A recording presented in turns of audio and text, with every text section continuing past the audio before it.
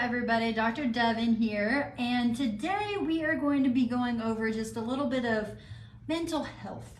So as you're detoxing, sometimes people notice that like their mood may plummet sometimes. I had this happen to me as I was detoxing the very first time.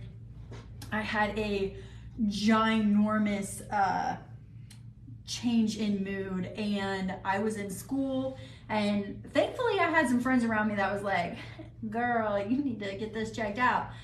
So I did. But you may notice, a little bit more anxiety, a little bit more stress. You may also notice that you handle anxiety depressed. You may not be feeling as down. It helps that the sun is coming out and that we're getting more of that vitamin D, we're getting that sunshine. But, if you are noticing, the more increased depression, anxiety, that kind of stuff, let us know so that we can address it. Because sometimes it sneaks up on you, and it definitely snuck up on me when I was detoxing. But I was doing like a very extensive detox. So you may notice it, you may not. But stress is a big reason why people tend to hold on to that weight. It's got a lot to do with our fight or flight response, which when it gets triggered, we release cortisol and norepinephrine.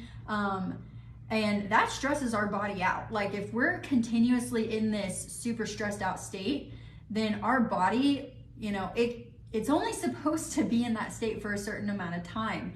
And when it's up here for, months or even years at a time, you get cortisol depletion and it plummets. And then all of a sudden you're like, why am I tired all the time? Why do I not feel good? Why am I not happy? Why am I not losing weight? And so just a couple of things to really help with that stress. If you are feeling stressed, if you don't have good coping mechanisms, during school, I really didn't have too many good coping mechanisms. Honestly, it wasn't until I got pregnant that I had to start developing better coping mechanisms. And so exercise is a great one to really,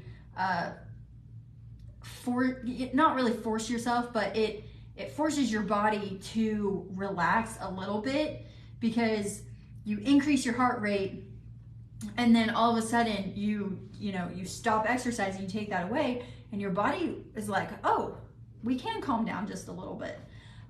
Meditation. So journaling is a big one. Amazon has tons of like journaling books, things that you can just,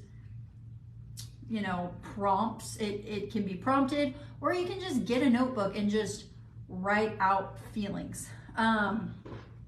I know that sounds hippie. I am 100% not a hippie at all. And so just ask all my friends.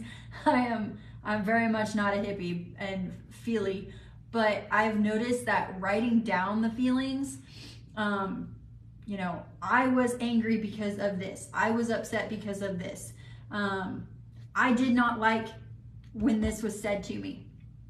And, that's one of the things that I do a lot now that I'm pregnant, and that I don't go on 5, 6, 7 mile runs, because at this point in time, my body is unconditioned for it. But, I need a way of letting something out, because if you keep it in, that's when your fight or flight starts to raise back up. So stress reduction, working out is great. Journaling is great. There are some apps, Calm and Headspace are two that you can download. They'll, kind of walk you through some stuff, help you journal maybe.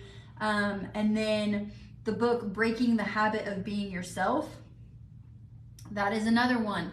You know, if you're really looking forward or looking for something to help you, maybe a book, maybe a counseling session. You know, I did a counseling session when I was in school, and once again, I was like, I don't need this. And then one of my professors was like, maybe you should try it. It's free. And so, you know, that's one way of doing it. Another thing that I have recently picked up on and have started doing is anytime a person or a scenario makes me mad, makes me stressed out, makes me feel anxious, which I'm anxious a lot more now with all of the stuff that's going on in the world. I'm a lot more anxious now that I'm pregnant. And so, you know, you think of that and you put it into a balloon and you take a deep breath in, and as you blow it out, you blow that balloon up. And then after your deep breath is gone, you have whatever that thought was in this balloon. And instead, you know, you tie the balloon off, and it's a helium balloon. So you have your cord and you just cut it with scissors and you let that balloon float away. And you do that until that thought or memory or anxiety is gone. Now, I will say that I still have people where instead of letting the balloon float away, I pop it. And so it does take a little bit of practice. And it's not always perfect, but you know, it's the thought that counts. So just letting your mind release it is one thing that can help your fight or flight response. It can help your nervous system. Another thing is, recently I heard the quote, if you don't accept their advice, then you don't accept their criticism. And there's a lot of people in this world that I would not accept advice from. Some of them are friends, some of them are family. And so anytime they criticize something that I'm doing, I'm like, if I wouldn't accept your advice, then I'm definitely not going to accept your criticism. So that's something else to really, you know, think about. I have that written down on my mirror at home because that's one of the things that can really trigger some people. So if you guys have other ways of dealing with your stress, dealing with anxieties, you know, a little, you know, dealing with your depression, put those down in the comments. Like, you know, my little balloon trick or that quote that I just said. Sometimes, you know, what helps you may help somebody else. And sometimes it's hard to find resources. So keep that in, you know, keep that in mind that if you need help, reach out to one of us. And if it's nutritional, we can help you there. If it's, you know, maybe you need to go see a counselor or something, we've got referrals for that too. So that is all I had for today. And I will talk to you guys later. Yeah, bye.